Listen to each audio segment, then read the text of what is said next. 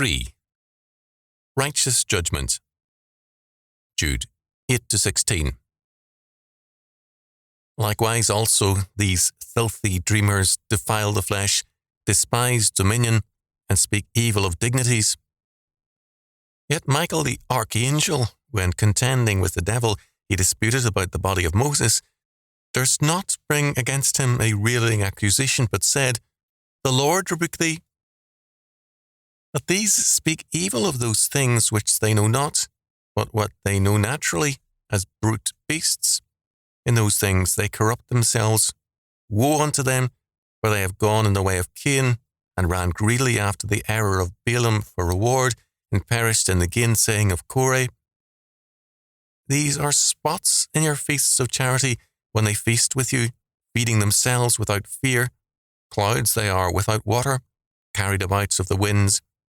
Trees whose fruit withereth, without fruit, twice dead, plucked up by the roots. Raging waves of the sea, foaming out their own shame, wandering stars to whom is reserved the blackness of darkness forever. And Enoch also, the seventh from Adam, prophesied of these, saying, Behold, the Lord cometh with 10,000s of his saints, to execute judgment upon all, and to convince all that are ungodly among them of all their ungodly deeds which they have ungodly committed, and of all their hard speeches which ungodly sinners have spoken against him.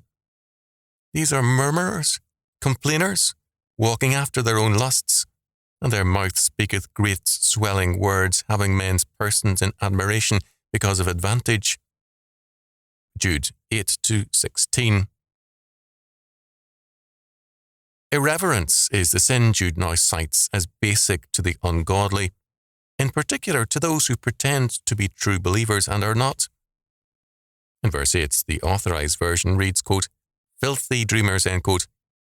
The word filthy is not in the Greek, but the word, as used here, implies a loss of reality, that is, of a sinful nature. Their dreaming or fallen imagination leads to, first, a contempt of the flesh, or of a man's humanity. They want to see man as far more than man. Second, they, quote, despise dominion. Dominion, kuriotes in the Greek, refers to angelic offices, Ephesians 1:21, Colossians 1:16, 2 Peter 2:10. These alien peoples in the church want authorities other than the God-given ones. Third, dignities refers to other authorities in the biblical scheme of things, again despised by these enemies of the faith who speak evil of them. In verses 9 and 10, we find a clear statement about the use of language which ties in clearly with what James had to say about the tongue. When the archangel Michael was contending with the devil about the body of Moses, he did not dare make a, quote, railing accusation, end quote, against the devil, simply saying, quote, the Lord rebuke thee, end quote. Judgment is the prerogative of God. Where God empowers us and requires us to render judgments, we can do so. Otherwise, like Michael, we leave it to God. Very clearly, judgment is to be exercised only as God permits it, and Michael's restraint here is very telling and instructive. The enemies of Christ within the church are very ready to speak evil, quote, of those things which they know not. Verse 10, their only source of knowledge is like that of the animals, simply a physical one. They have no religious insights, and in their judgments on others, quote, they corrupt themselves, end quote. In verse 11, Jude says that such people run frantically and wildly in the very ways of Cain, Balaam, and Korah. These three are examples of men who should have known the truth clearly, but were totally wedded to error by their sin. Cain is a type of unrighteousness, Balaam of deceit and covetousness, and Korah of rebellion against godly authority. Such people are against all godly authority because they refuse to acknowledge any authority except their own. They are also a blot on the church scene.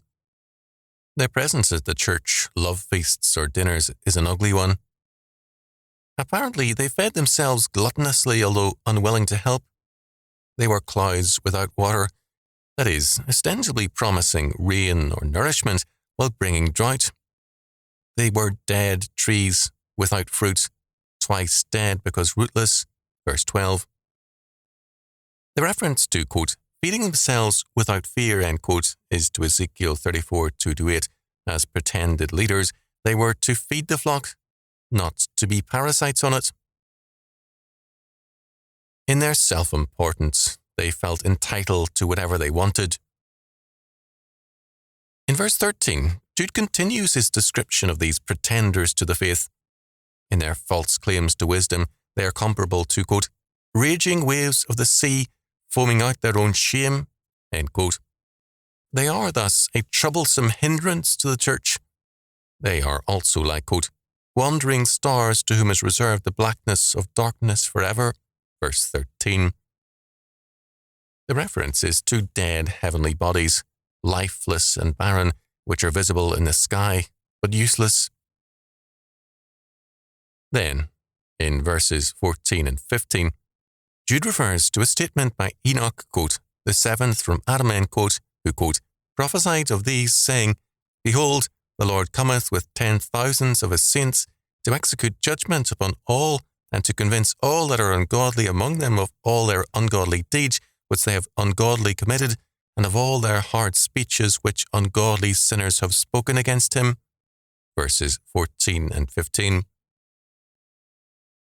At this point, it's important to call attention to the fact that, in verse 9, we have a reference to Michael, which appears only in the Assumption of Moses, and here, verses 14 and 15, a reference to Enoch, which appears in the Book of Enoch. Both are apocryphal books. Was Jude quoting from them? Or rather, was Jude citing two historical statements which were well known and used by the apocryphal writers also? We know that apocryphal quote-unquote Gospels did quote from the legitimate ones. Jude was citing a source used by others as well. Jude then summarizes his view of these heretics. Quote, these are murmurers, complainers, walking after their own lusts, and their mouth speaketh great swelling words, having men's persons in admiration because of advantage. Verse 16. Their priorities are man-centered. J.E. Huther noted that Jude depicts these intruders as teachers of the worst sort and as destructive in nature. Quote, these words, verse 14, indicate their emptiness and the fact that, being thus empty, they are borne along any whither and consequently are unsafe to follow. End quote. These are men whose goal is personal advantage. At this point, it's important to contrast what Jude says here with what Michael said to Satan, verses 9 and 10. Michael says to Satan simply, quote, the Lord rebuke thee, end quote, whereas Jude very bluntly condemns the false teachers. We must recognize that through Jude, by inspiration, God himself is rebuking these Gnostic teachers. Jude's words are more than his own. Jude calls attention to the evil character of these false teachers. First, they are grumblers, complainers, whose pretense to greater holiness is based on their supposed sensitivity. Nothing pleases them except themselves. Second, they are malcontents whom nothing pleases because they believe nothing and are determined to bring down the faith. Third, their sole guide is their passionate love of advantage. Quote, righteous judgment, end quote, is thus necessary. John 7:24.